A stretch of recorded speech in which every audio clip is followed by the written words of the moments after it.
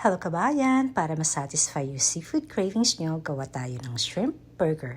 This one is 10 out of 10, outstanding and absolutely delish. Tara, simulan na natin.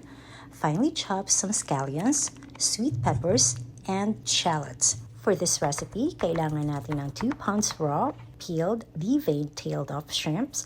Then, chop natin. Huwag masyadong pinong-pino for better texture.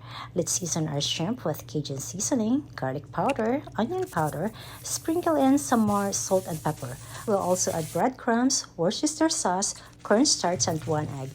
Mix everything together and we'll form them into patties. Once your patties are ready, drizzle your pan with some olive oil and let the shrimp burger cook on medium-high heat or until they're just right golden brown on each side. For the sauce, kailangan natin ng mayo, ketchup, garlic powder, onion powder, Cajun seasoning, and sweet relish. At halu-haluin lang. Let's get our buns ready and spread that amazing sauce into our buns.